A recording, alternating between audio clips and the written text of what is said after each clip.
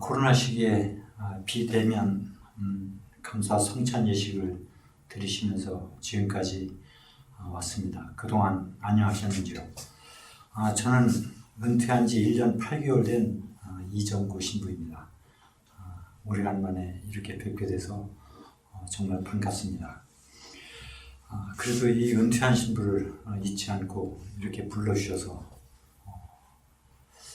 참 감사드리고 또 송구하기도 합니다. 오늘 드릴 말씀은 사순절과 그 부활절기를 맞이해서 저희들이 이 시기에 무엇을 되새김해 볼 것인가에 대해서 잠시 생각해 봤습니다. 이 사순절의 의미는 교회사로 얘기하면 서기 325년 1차 니케아 공의회 때 그때 부활 날짜를 확정을 합니다. 그래서 그 부활 날짜를 기점으로 해서 거꾸로 이제 숫자를 계산해 가는 거죠.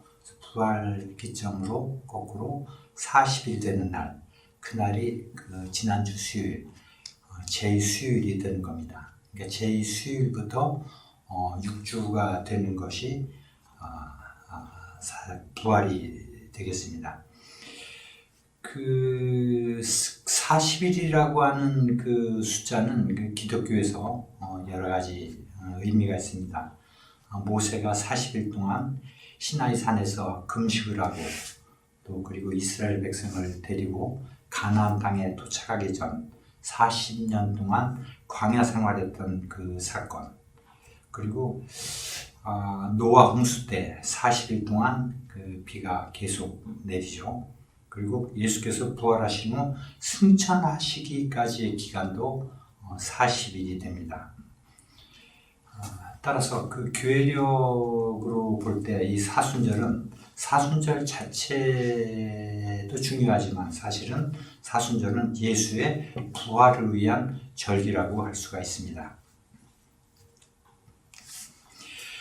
예수께서 40일 동안 광야에서 금식하시고 또 우리들의 죄를 짊어지시고 아주 고통스럽게 십자가에 못 박혀 돌아가신 것에 관해서 살아있는 우리가 100분의 1이라도 몸과 마음으로 감정이입을 하면서 당시 예수의 광야의 고난에 동참하는 기간이 바로 사순절 기간입니다. 그래서 전통적으로 사순절 기간에는 자신의 몸을 힘들게 하기 위해서 금식을 해왔습니다.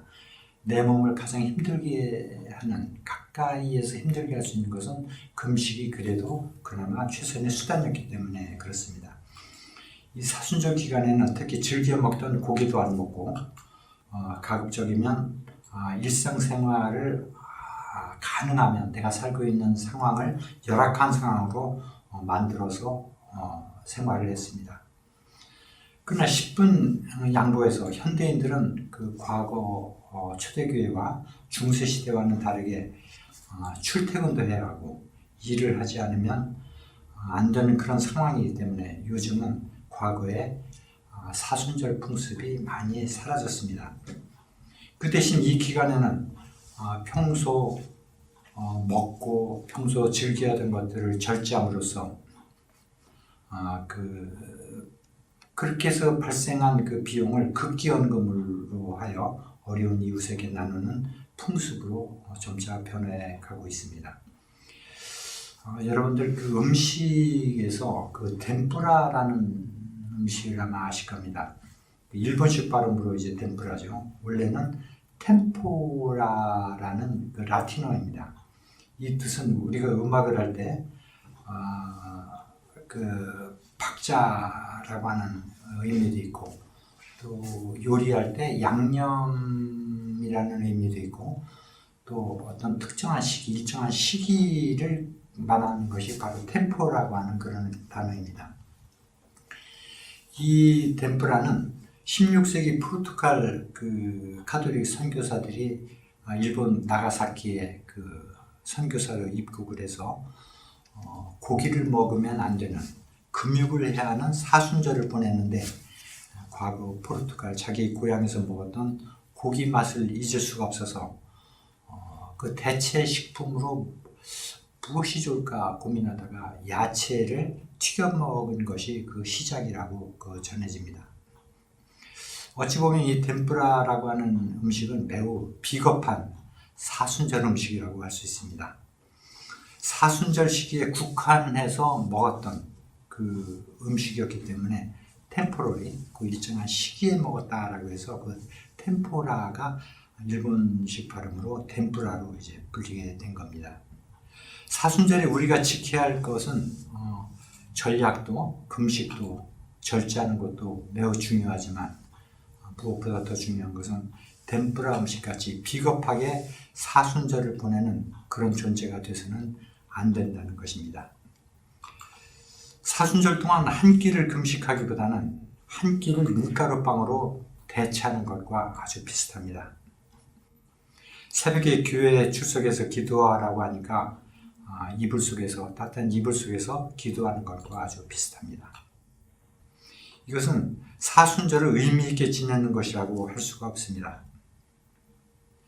고기 대신 야채를 튀겨 먹는 것이 어떤 사람한테는 고기 맛보다 더 좋을 수도 있고 일부러 교회까지 와서 기도하는 것보다는 안락한 이불 속에서 드리는 기도가 더 편할 수가 있습니다. 그리고 난 사순절 기간에 기도했다 이렇게 말할 수 있는 거죠.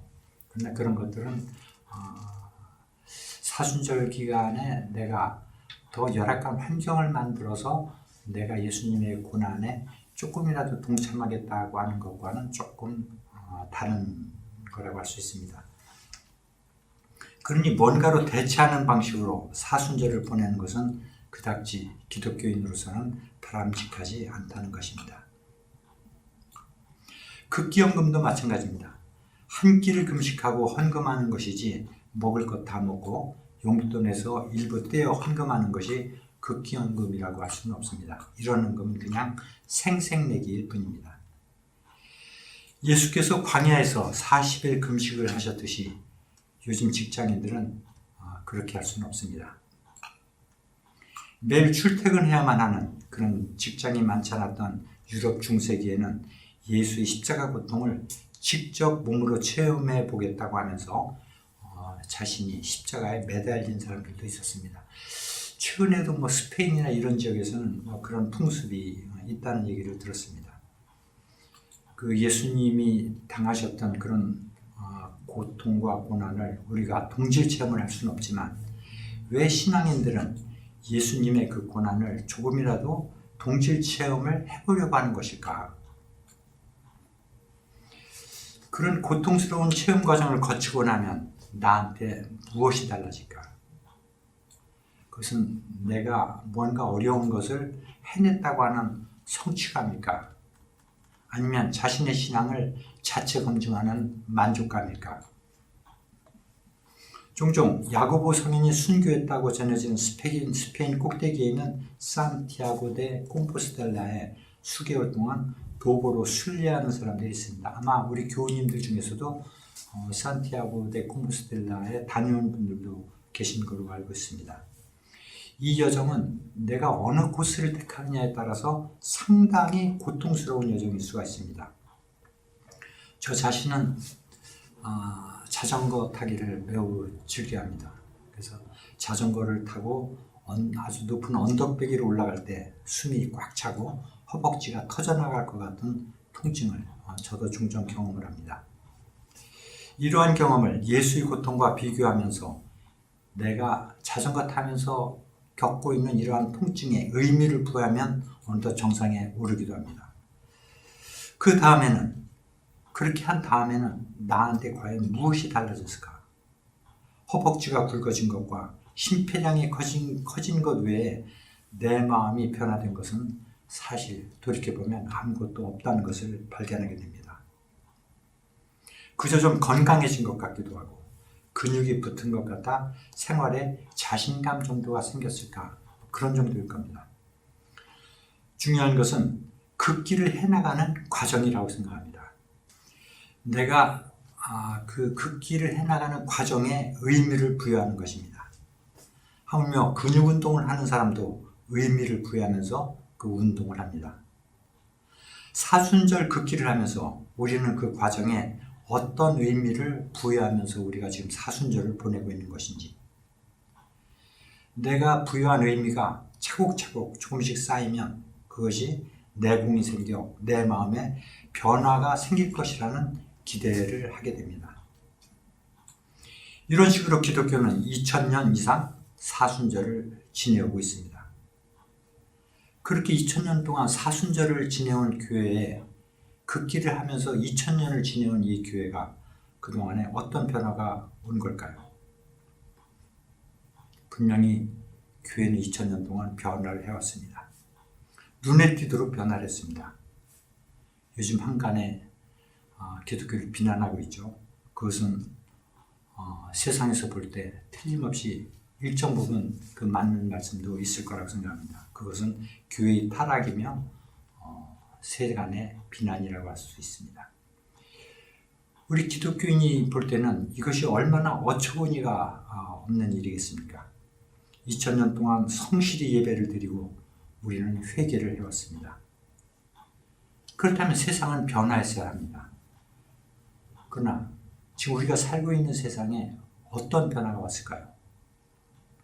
지금 전 세계 인구의 약 30% 가깝게 기독교 신자이고 그 외에 이슬람, 불교 신자들인데 이들의 교리는 다 그렇다면 세상을 망가뜨리는 교리였을까요? 모든 종교의 가르침은 다 비슷합니다. 행복한 세상, 살기 좋은 세상, 더불어 행복한 세상을 만들어갈 것을 가르치고 있습니다. 그래서 사랑, 자비, 나눔을 강조하면서 이를 실행할 에너지로 측은지심의 영성을 갖도록 모든 종교는 교인들에게 훈련을 하고 있습니다.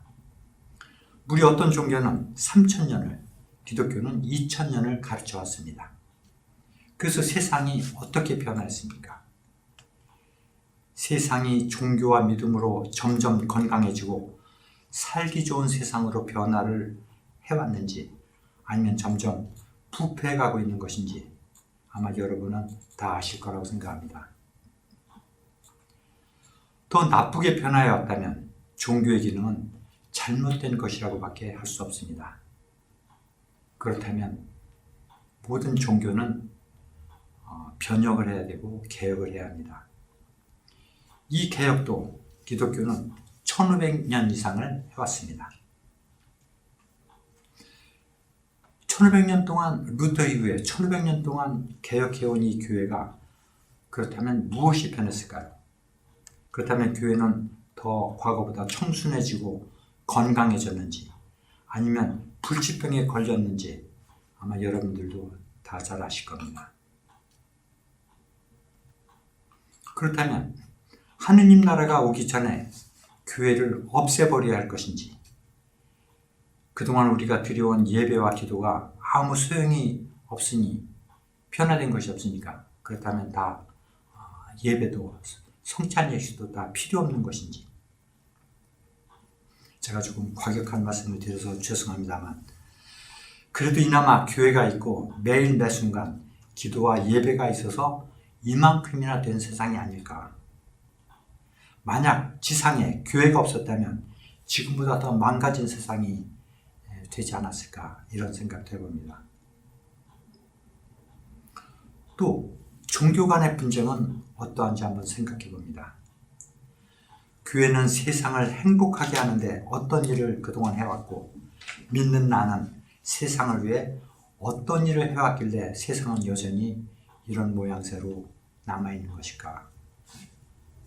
믿는다고 하면서 공익을 위해 뭔가를 한다고 하면서도 정작 나의 생활은 덴뿌라 음식처럼 뭔가로 대체하면서 비겁하게 살아왔기 때문에 세상이 전혀 변화하지 않고 이렇게 된 것은 아닐까 생각해 봅니다. 이러한 반성과 회개는 지금까지 우리 모두가 충분할 만큼 해왔던 터입니다.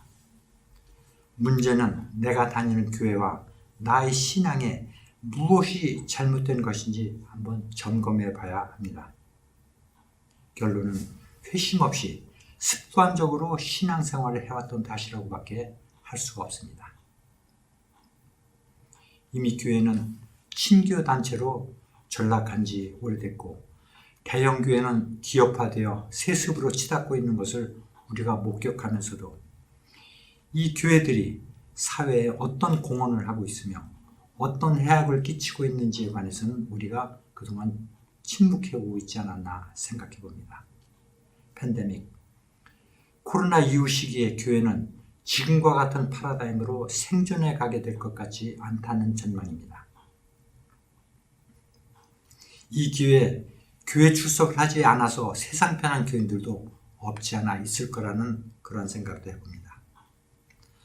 코로나가 끝난다고 해서 마스크는 얼굴에 필수품이 될 것이며 기성교회는 대면과 비대면 예배를 동시에 병행하게 될 것입니다. 교회는 점차 줄어 헌금도 줄고 교회 유지비는 증가하고 사회에 환원할 수 있는 헌금과 봉사 시간은 현저히 줄어들게 될 것입니다. 교회가 사회로부터 존경받는 시기는 이미 지났으며 앞으로 이 교회가 괴물로 전락하지 않으면 다행일지도 모릅니다. 사순절에 내가 걷기를 하는 근본적인 이유와 목적이 어디에 있는 것일까 한번 생각해 봅니다. 그것은 주님의 길을 따르고자 함에 있습니다. 주님의 길은 무엇일까요? 그것은 다시 말씀드리지 않아도 그동안 우리가 익히 들어왔고 다 잘 알고 있는 것입니다. 다만 우리가 주님께서 가르쳐 주신 것을 실행하지 않고 울리는 꽹과리같이 살아왔기 때문입니다. 실행하기로 마음을 먹고 기꺼이 내 이웃을 위해 헌금을 하고 꾸준히 시간을 내어 봉사하는 것은 보통 영성으로는 가능하지 않은 일입니다. 이렇게 할 수 있는 영성은 어디에서 오는 것일까요? 골방에 앉아 침묵하거나 면벽을 하는 것도 내공을 쌓기에 굉장히 중요한 노력이라고 생각합니다. 그러나 그 이전에 나 자신이 회심을 하지 않으면 나의 내면에서 우러나오는 측은시심은 그냥 단순히 발생하는 일시적인 감정일 뿐입니다. 루터는 예배 전에 하느님께서 우리에게 눈길을 주시기를 간구기도를 했습니다. 사울이 다마스쿠스 도상에서 하느님을 만나서 회심했던 것처럼 사순절에는 광야에서 신음하시면서 기도하셨던 주님의 눈길을 받아야만 우리가 회심을 할 수 있습니다. 주님의 눈길을 받지 못한 채 우리가 회개한다고 하면서 회개하는 것은 그저 그날 반성문 한 장 달랑 쓰는 것에 불과합니다. 그렇다면 어떻게 하면 우리는 주님의 눈길을 느낄 수 있을까요? 그 간구하는 방식은 사람마다 다를 것입니다. 그러나 모두에게 공통된 것이 있습니다. 그것은 먼저 지금 내가 살고 있는 이 땅에서 어떤 창조 질서가 깨어지고 붕괴되어 가고 있는지를 진지하게 인식하는 것입니다. 우리는 아침에 일어나면 제일 먼저 오늘의 날씨를 봅니다. 오늘의 미세먼지는 어떤지, 초미세먼지의 상황은 어떤지, 그리고 환경 문제, 전쟁, 기아, 불평등 문제, 폭력, 권력남용 등 헤아릴 수 없는 많은 사건들이 뉴스를 통해서 흘러나오고 있습니다. 이 수많은 문제 있는 이러한 뉴스거리를 보면서 이 중에 각자 관심하면서 가장 시급하게 개선을 요구하는 분야를 위해서 우리는 기도하면서 깊이 고민을 해봐야 됩니다. 나에게 직면한 문제의 심각성이 나 자신에게 들이닥칠 때 비로소 주님의 눈길을 느끼겠지만 지금처럼 코로나가 밀려온 후에야 환경 문제가 부각되듯이 늦으면 회복이 불가능하게 될 수도 있다는 점을 우리는 명심해야 합니다. 지금까지 우리의 신앙이 저 천국을 향한 기복적이며 가족의 안녕을 위한 것이었다면 이제 신앙의 방향을 밖으로 넓혀야만 우리가 함께 생존할 수 있게 된다는 것을 인지해야만 합니다. 주님께서 지금 이 순간부터 광야에서 40일 동안 금식을 시작하시면서 공생애를 준비하시는 기도를 하신다면 과연 어떤 기도를 하셨을까요? 교회가 흥하여 더 큰 교회로 성장하게 해달라고 예수님은 기도하셨을까? 아니면 지구온난화를 걱정하시면서 기도하셨을까?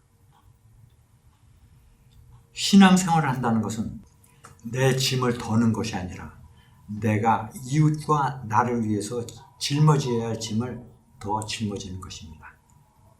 이것이 십자가의 길이며 이 고난의 길 없이는 우리는 천상복락은커녕 제명에도 못 살고 환경과 전장으로 인해 우리는 사라지게 될지도 모를 일입니다. 또 앞으로 우리 자손들은 어떻게 이 지구에서 살아갈 것인가? 이런 환경 속에서 왜 자식들은 또 자식을 낳지 않느냐고 다그칠 수 있을까? 나만 어떻게 살다가 죽으면 그만이니 지구야 제발 내가 죽을 때까지만 잘 버텨달라고 하는 기도를 해야만 할까? 모 대학 교수가 요즘 대학이 벚꽃이 피는 순서대로 문을 닫게 될 지경이라고 하니까 나는 서울 소재에 있는 대학에 있어서 그나마 다행이다. 몇 년 남은 정년 퇴임까지만 제발 버텨달라고 했다는 이야기를 들었습니다.